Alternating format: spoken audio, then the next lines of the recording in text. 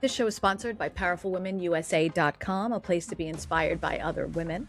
Hey, everybody, I'm Jill Conway, and this is Secrets of Powerful Women, a show dedicated to celebrating and supporting strong and successful women and sharing their stories.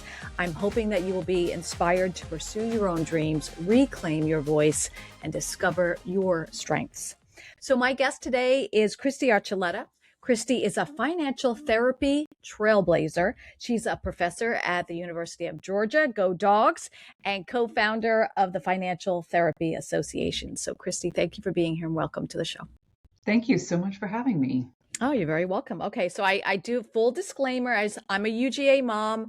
My daughter went to UGA, loved UGA. We as parents absolutely loved it. And so I was going to bark, but that's the common greeting, I guess. We would understand that language. Right. It scares other people. I don't know why. It does. I know. Can I tell you, Kristy, we passed another car. They had the Georgia sticker emblem on the back, and we start barking at. We rolled down, and they're barking back. And I'm sure people are like, what is going on here? Like, it's offensive. Oh, no, it's not. Oh, no, it is not. It is pure love if you were a dog. Right, exactly. So if you ever get a chance, go visit Athens, Georgia. It's stunning. There's a reason that Southern Living has named it one of the most charming, most beautiful towns, I should say. So, okay, back to business now. So thank you again, Kristy. What I want to talk about first, because I hadn't heard about this, but I get it. I completely get it. And I think it's going to be growing to be one of the biggest topics. Financial therapy. What exactly is that?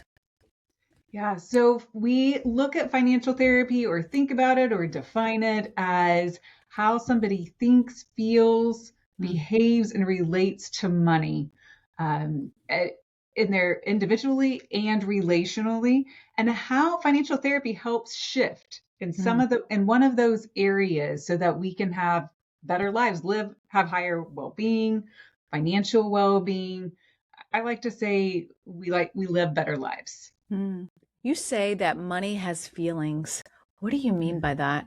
Yeah.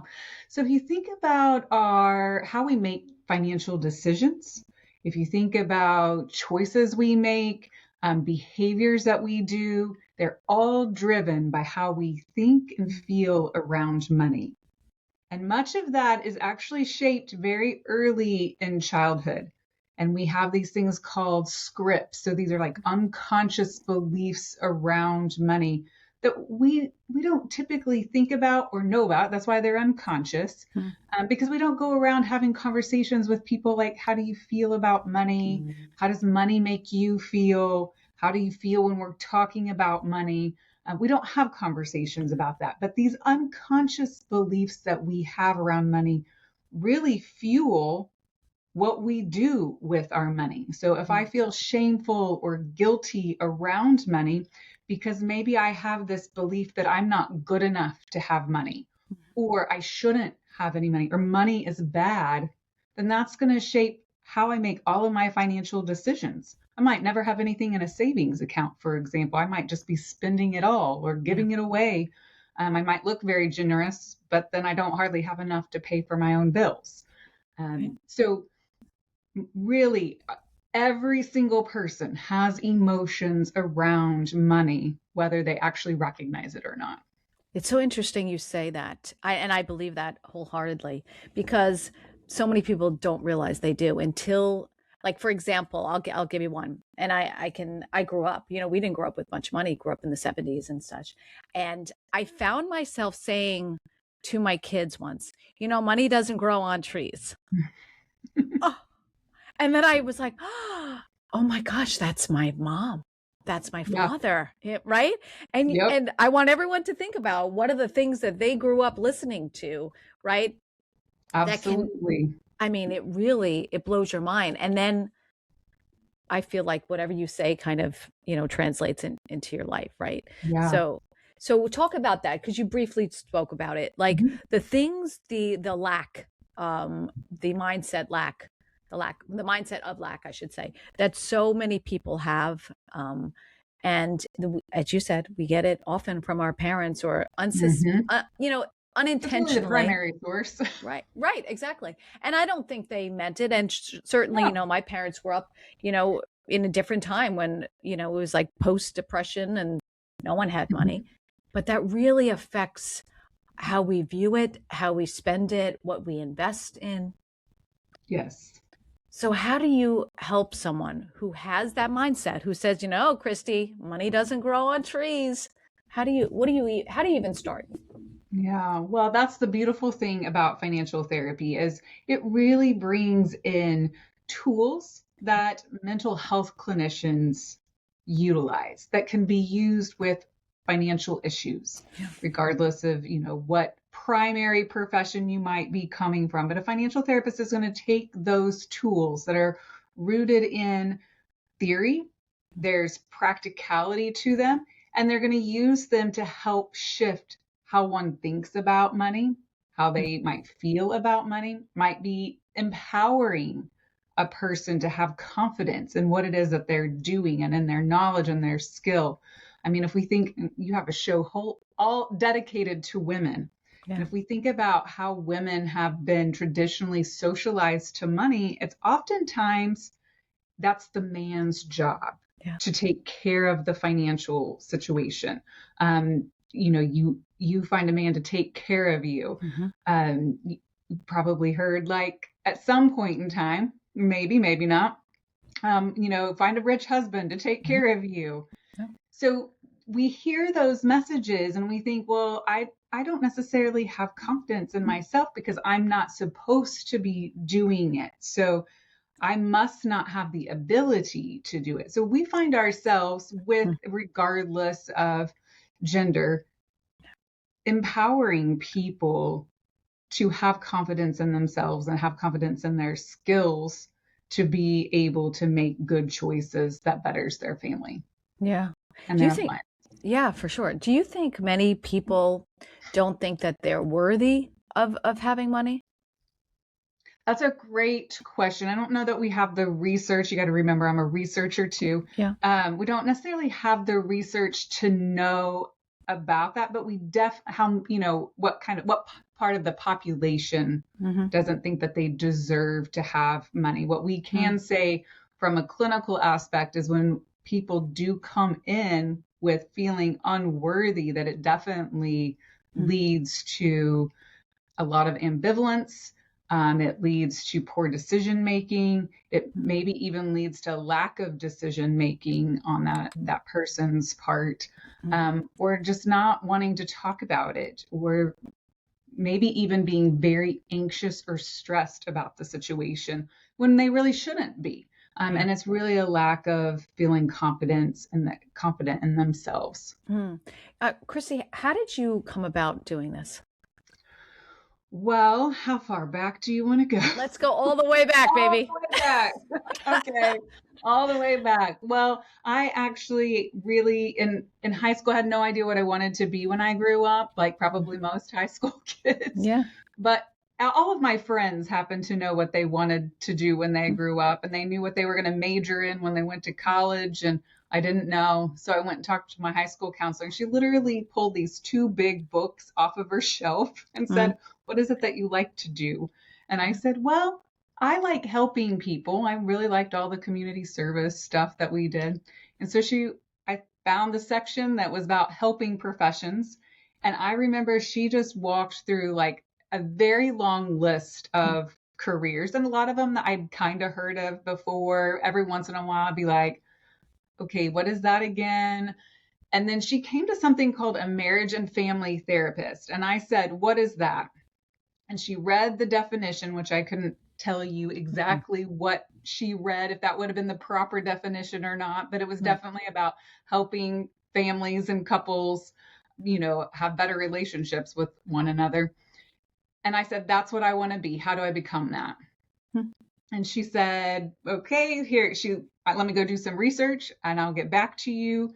And she came back with a plan. And I said, "Okay, that's what I'm going to do." And so I knew from the day one of college, which I just sent my son off to college, and he's known since he's like in the 7th grade what he wants to major in. I keep wondering, I wonder if he's going to stick with it. Yeah. Yeah. So we'll see, because on day one of college, I knew what I wanted to be, and that's what I was working for. And I knew that it meant going to graduate school when I was done, to become a licensed marriage and family therapist. So while I'm in my undergrad program, the governor of the state at the time had an initiative, a marriage initiative. And so the university that I was going to, Oklahoma State, they brought in a couple of marriage and family therapists and I'm sure I had to go as a class project or I got bonus points or something. Plus it was interesting. I wanted to go see what they had to talk about. And they were doing a talk. It was a couple and they had just come out with a book and they were talking a lot about couple relationships and what makes it work. And one of the things that I remember them talking about was that money was the biggest stressor for couples, or it was a major stressor for couple relationships. And I had never heard that before. Yeah. That I just had never thought of that being a thing. And at the time, I was also working on a business minor and I loved all of my accounting classes. And so I was actually considering changing my major to accounting. And I very vividly remember walking back to my house and thinking, oh my gosh, I don't have to change my major. I just need to work with couples who have money issues. And then that will take care of both of my interests. And I didn't realize that wasn't a career path. It wasn't a career path, or it was? It was not a career path. No. Yes. No. So I actually looked for graduate schools. When I went looking for graduate schools, I looked specifically for marriage and family therapy graduate programs, master's programs that were housed with a financial planning program. Wow. And so I was a little bit geographically constrained to a smaller regional area, but there were really only 3 universities that I could apply to. And because of that geographic constraint, and I ended up going to Kansas State. They were very willing to work interdisciplinary together to help me figure out what this would look like. They all agreed that there was definitely something with money and couples and relationships, and they had seen that before. They didn't know how to deal with it themselves, and so they thought it would be great to have a student who was willing to work with a financial planning program. Wow. Go ahead. Go ahead. No. Go ahead. This is very interesting. Go ahead. Yeah. So I went on to, I actually had intentions of just going to a practice. I figured I would end up working at a rural mental health clinic. I'm from very rural Oklahoma. My husband's from rural Kansas, and I figured we would be in that area and I would work at a local mental health agency. And then I got interested in research. And I thought, I kind of like this. I didn't realize that this was something that I liked. Right. So I went on and ended up doing a PhD. Again, thought I would end up running a mental health agency in one of those rural areas. And turns out that's not what I did at all. I ended up doing a PhD in marriage and family therapy, and I combined that with financial planning. So it was about the most hybrid thing that I could do. There was no PhD at that school in financial planning, but they did let me do kind of a hybrid type of model. And to my knowledge, I'm the first person who did that type of education before. But it seems so obvious to me, like you said, that I remember interviewing years ago. I remember interviewing a divorce lawyer, and they said the number one issue and why couples relationships lead to divorce is money problems. Yep. So you really were a trailblazer, like you really. Yeah, and it's really interesting to me. I was like, why is this not happening? Because everybody's saying that this is an issue. On the financial planning side, advisors are saying that the relational issues, the emotional issues really get in the way of clients implementing plans or following through on their advice. And then on the other side, on the clinician side, on the therapy side, mental health therapy side, saying like finances is a huge issue, like people are arguing about it. Yeah. And we just treat it like it's any other sort of issue, that it's not any different, but it is, because it is so intense Mm-hmm. that it does. Research tells us that money arguments are so much more intense than other types of arguments that it does make it different. Well, why is that? Like, what's the most significant argument, let's say, that you have heard, or Mm, what's the like? Is it men saying, you know, like she spends too much on clothes, or women? You know, what is it? yeah. So I would say that that's probably the most common one. Okay. You have a saver that marries a spender, and a Oh, yeah. gender can be Either way. either Yeah. way. Yeah. It can Yeah. go either way. Yeah. But Mhm. that is probably the most common argument, is that a saver marries a spender and then they kind of get roadblocked. I think what is really gets people in trouble is not even necessarily about the topic itself. It's the inability to communicate how you feel about your financial situation or the stress that you're under, because you don't trust the other person enough to be vulnerable. Finances is such a vulnerable topic, and we understand very least about it that ourselves. So if we think about other topics that might be very vulnerable, feeling like sex, we have open Mhm. discussions. We have school Yeah. education that tells us all about sex. Right. But personal finance, that's actually just now coming around to Right. being actually required and taught in curriculum. And we just get at the basics. We're not talking about the emotions that fuel why we Mm. do what we do, and Mm. what are things that we can do to shift that. Mm. So it's a very vulnerable topic. We Yeah. don't understand our feelings that are attached to it. We're really kind of socialized to think that we're supposed to be completely rational about it, and we're not supposed to have feelings about it. Mm. And so we try to separate them, but that just makes things worse. And so we also don't like to admit failure. If, there's something that maybe we didn't get the mortgage paid on time. Oh my goodness, now I'm feeling very shameful that I Right. didn't get my mortgage paid on time. Maybe I had the money to do it, but I didn't get it done. And now I'm scared to tell my partner about that. So Mhm. I'm not going to tell my partner about Right. that. Right. Well, So I yeah, think it's just a very vulnerable topic that we don't often trust ourselves enough with. And how are we supposed to trust someone else with Mm. that information? I think it's part cultural too. I mean, forever Oh we yeah. grew up on that money was taboo. It was a taboo subject to Oh, speak. absolutely. Yeah. Absolutely. I think this generation is growing up a little bit different, that Yeah. that it's talked about more in society a little bit more. Have these concepts Mm. like loud budgeting, which is like, Hmm. hey, I can't actually afford to go eat out with my friends, and I'm going to tell them that. Right. And so I think they have a little bit more permission to do that. But Yeah. again, our primary socialization to how we think, feel, and do with money is with our families that we Mm. grew up in. And so whatever we see happening doesn't necessarily mean we're going to perfectly emulate what they were doing. We Right. might swing completely to the other side Yeah. because we saw some concerns or side effects or consequences from whatever our families were doing. Mm. I want to talk about too quick the mindset or the cultural attitude that people grew up like you kind of touched on it, that rich people are bad people.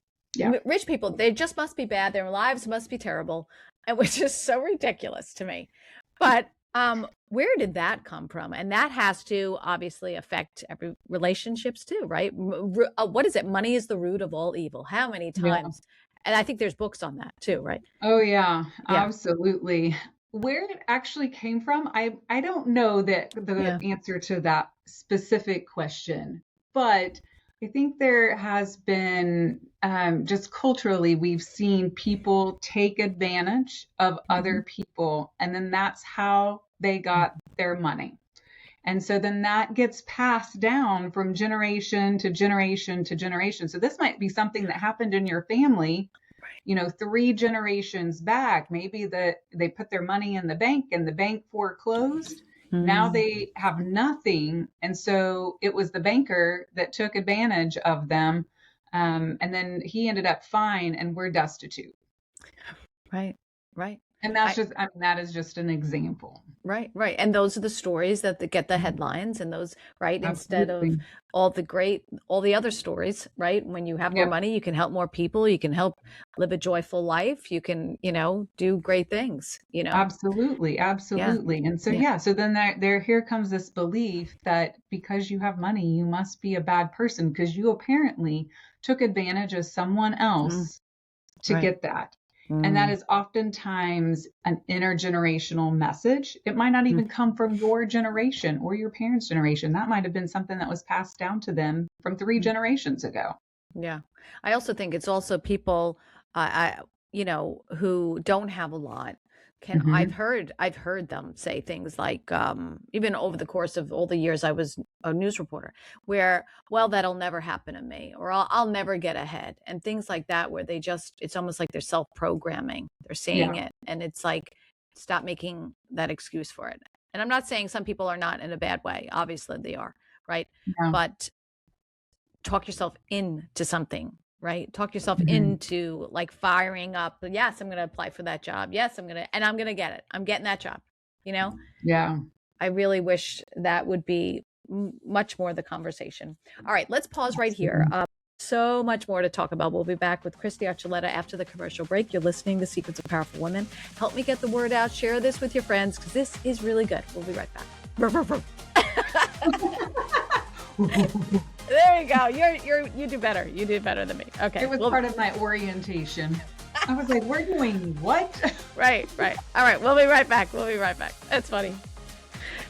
Hey, everybody. If you're enjoying this conversation, please take a second to follow and subscribe to the Secrets of Powerful Women podcast on YouTube, Spotify, and iHeartRadio, Amazon Music, and Apple Podcasts.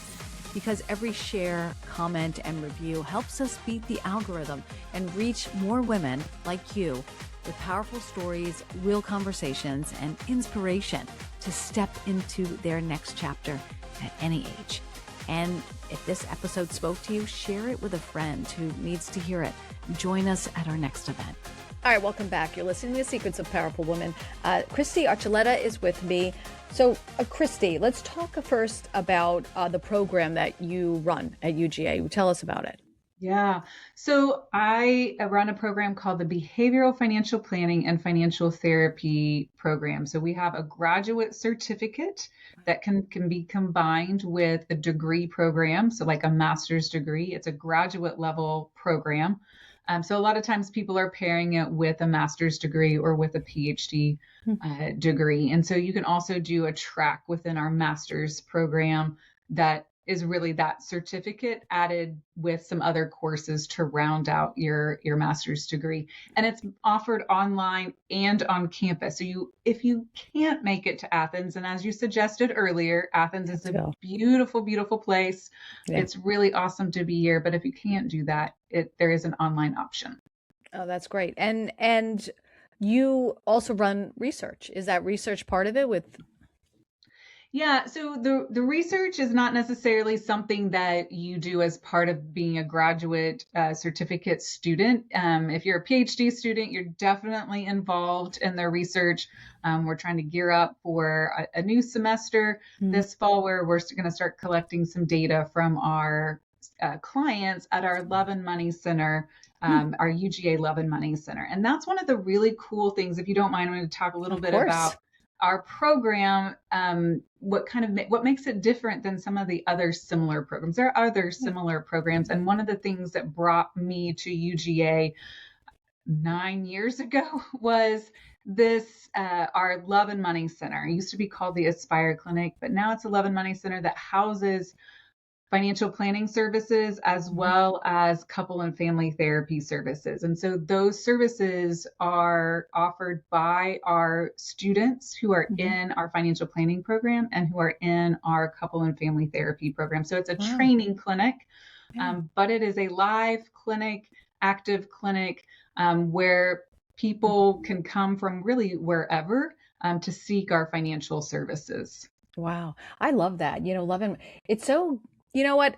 Even something like that, when you get down to conversations, and I always say like around the campfire conversations, right? Which is when like you're sitting around the campfire with friends or whatever, and you have those very deep conversations, right? By the end of the night.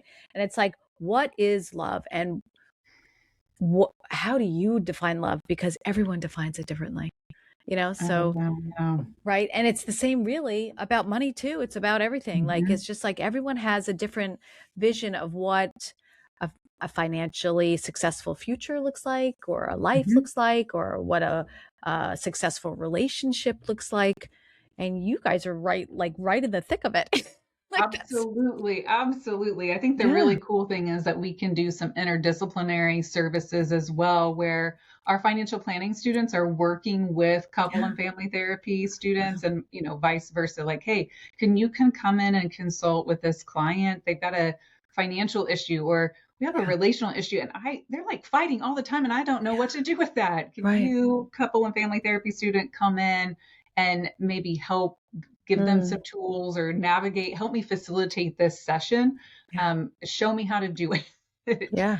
It's really, really very cool. And so our online students also get that experience of working in the Love and Money Center through offering virtual services. All right, awesome. You talk about the things I've read so much about you, financial anxiety versus financial stress, and they're different. So, what's the difference, and how do you deal with both? Yeah, this is actually one of my favorite topics Oh, to talk about. mm, Increasingly so, just because I see them conflated all of the time. In the research, they're conflated. So then we have bad research. That's yeah. probably a different conversation for a different time.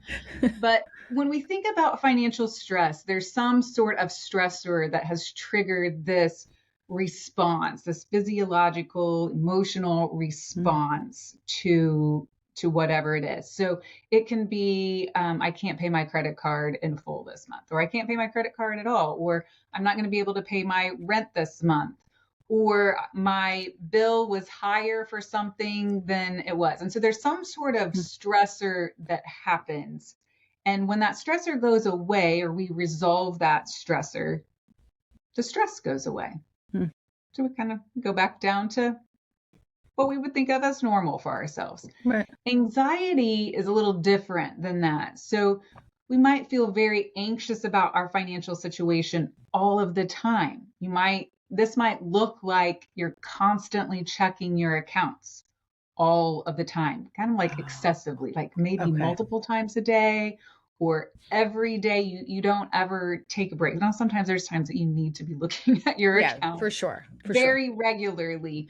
But when you're doing it to an excessive amount because you're trying to calm yourself, Mm, that's probably an indicator that's anxiety. So anxiety can fluctuate when stressors happen mm, because we all are going to experience some sort of financial stressor from time to time. So you experience a stressor and your anxiety might rise, but when that stressor goes away, that anxiety is not going away. It's really just kind of tempered a little bit. okay. You still are operating at this anxious level. Mm, And so that anxiety might be driven by fear or guilt or shame mm, or scarcity, just not ever thinking that you mm, have enough or that things are going to work out. There's a variety of reasons that can happen, mm, but this is longer term. It's sustained over time. You are experiencing physical symptoms similar to how you would feel if you were just thinking about generalized anxiety disorder. So mm, tight muscles, not being able to concentrate, lack of sleep. It's maybe impacting your work and school relationships. Um, so so it's having an impact on you over a longer period of time. It's just not simply going away once that stressor happens. mm. Oh, you talked about fear just then. Fear, what do you mean by fear, like in this situation? Yeah, be fearful, being scared something is going to happen or it's not going to happen. A lot of Mm, times we see that happening or kind of tied to a scarcity mindset. Like, I'm never going to have enough, or I have this kind of like, I'm going to turn into a bag lady type of concept. Or, I guess I've never heard the concept of bag man now that I think about it. And I That's haven't really true. thought about that, but I've never That's heard very that true. concept. But That's I'm very going true. to turn into this person who is a failure, or who can't make ends meet, or I'm going to end up just like my parents did if I keep behaving this way. So there's some sort of like fear associated with what's happening.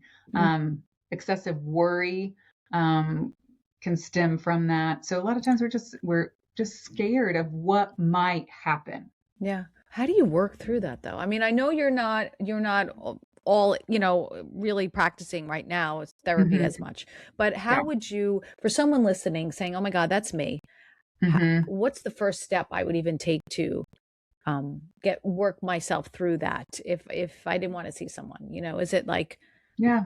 you're okay, calm down, it's never going to Mhm. happen? Like, what do you, you know what I'm saying? Like, A therapist, I would right. never actually say, calm down. Don't Well, worry. yeah, that's a trigger. That's a Start playing trigger. the Taylor Swift song, calm down. Yeah, that's a trigger. Yeah, Yeah. no. I would hope that everyone would just pause for a moment Yeah. and ask themselves, why do I feel this way? Mm. And so, why am I feeling fearful? Yeah. Is there, where is this Yeah. coming from? Maybe there is a rational reason as to why you feel that way. Maybe it is a very valid feeling. Right. Then I would encourage you to actually work through some numbers. Get an idea of your cash flow. That's a lot of times what we do. So I supervise all of our students in the Love and Money Center, and that is actually one of the things that we do with every single client is we want to look at what their financial position actually is. A lot of people think they know what it is. They don't actually know what it is. Sometimes it's a lot better than what they think it is. Sometimes it's not as good as what they think it is. They've been trying to avoid whatever the situation is. And so looking at the numbers, I had a colleague say one point in time, she would repeat this, numbers don't lie. And so if we look at what those numbers actually said, is there room for concern? Do we Yeah. need to be concerned? And let's just look at our cash flow. So let's look at our inflows. Right. What's our income? What are our outflows? And that means looking at all of our outflows. What's on subscription, what we're paying for groceries every month, other family living expenses, our mortgage, all those set and all those variable expenses. And so that also means we probably need to be writing down or somehow tracking what we spend every day. Even if I'm spending $5 on a coffee that I think I really deserve this, I've had a hard day.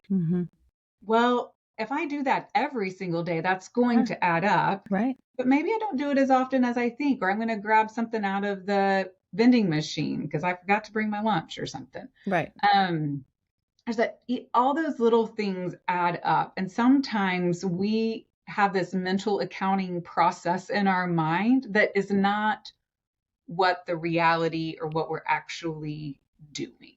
So when we know what's happening, that actually gives ourselves power because now we understand the position that we're actually in. And then I can say, okay, I am outspending what I'm making. So I either need to cut back on someplace or I need to figure out how to increase my income. Maybe it means I need to take on some other sort of job, or maybe it's time for a pay raise. Maybe I should go ask for that. Everybody's situation is a little bit different. Yeah.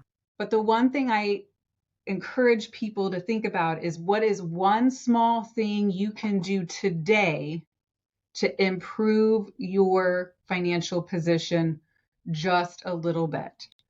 So it doesn't need to be, you don't need to turn everything upside down right now. Right. Right. But what's one small, tiny thing you can do today that will maybe even doesn't seem like it would make a big difference, but if you did this on repeat over time, it's going to make a huge difference. Yeah.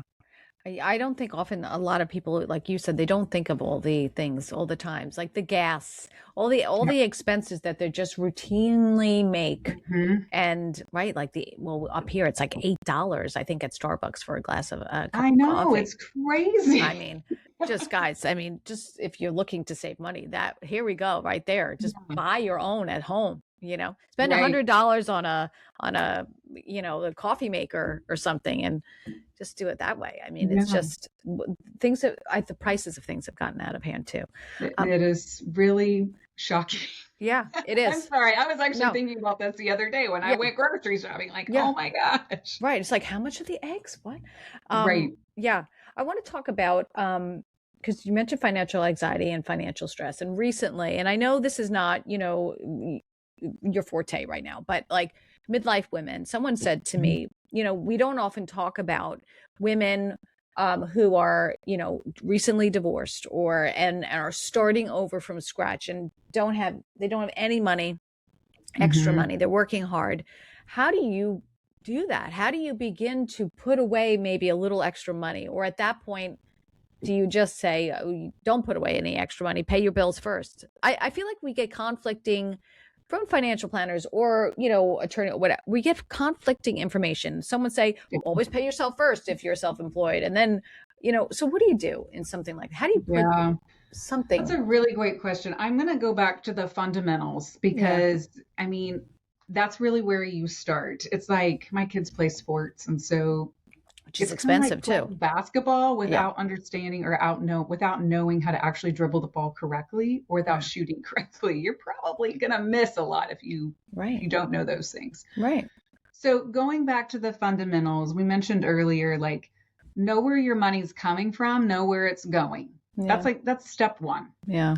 So figure out what your position is. And then that one small thing, yes, you should be putting away money for Mm. your future self. Your future self is going to thank you. Right. So whether that means if you're an entrepreneur, you're self-employed, or you're an employer or employee, then what options do you have to be saving for yourself and just put a little bit away, Mm. whatever you can. It might be $10 right now, Right. um, but you can start there and then kind of work through what is happening. But do something that you can do right now, Mm. because then you're going to see things happen over time and you're going to be able to make adjustments Yeah. happen to that plan so that you can increase that savings over time. Yeah, I think that's good advice. I think that's important. Uh, do you see that there's a link between like someone's financial identity and their careers? Like, or is there Mm. some sort of, people, the way women feel like, oh, I have this career and I should, or even I should be making this much money. People think I'm making this much money and I'm not making Mm. that. I feel like that's often sometimes trips women up too, because, on paper, they look like they're highly successful, but then they do this thing in their mind where, maybe they start doubting. Yeah. It's the whole, I guess it's what you've been saying. It's really so much mindset. It is so It is much so mindset. much mindset. And I would argue that men might do that more than women do. Ooh, really? Okay. Because if you think about, like, we always kind of think that the other person is Mhm. doing a little bit better than we are. They might be driving a Yeah, nicer it's true. car, living in a bigger Yeah, house, yeah. but we actually have no idea what they actually make. They might Mm, have a big title to them or mm, say, I work yeah, here and I do this, but do you actually know how much they make? right. I think so many people are living a facade Mm, when it comes to money that we have accepted that as being normal, yeah. that, you know, you have, you must be living better than we are because we're over here struggling. You seem to be doing fine. But the reality is they're probably Right. much of the time in the same boat you are, Right. Right. More money, if more not problems, worse. right? Or bigger problems. You, Yeah. I want to talk about you because you are a professor. You are founder of this Financial Therapy Association, which is the nation's first academic program about it. That, and And now you have your 3 kids. So how do you keep and I read that you have a farm, right? Well, we help my parents farm, Oh so my yeah. goodness. So how do you juggle it all? Oh, that's a great question. I can't say that I do a great job all of the time. None of us Um, do. None of us do. that's also a facade. Yes.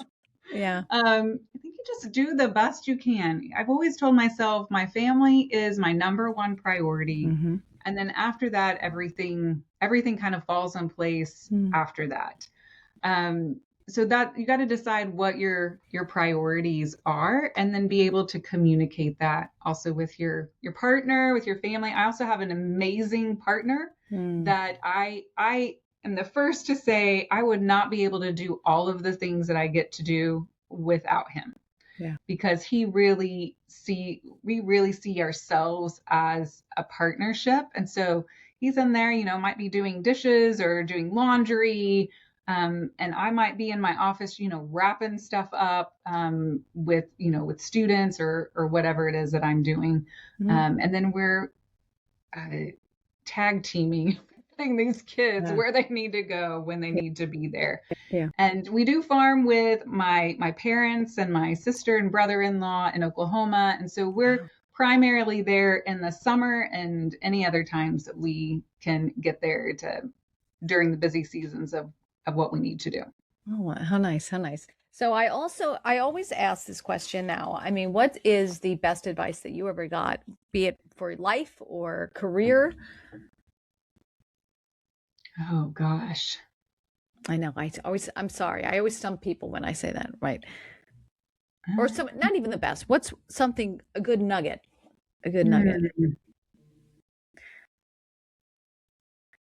I think I always find myself telling this to people, so I must have heard it from somebody. Yeah, or it works. It probably works. Yeah, is all you can do is the best you can do, and no one can take your best from you.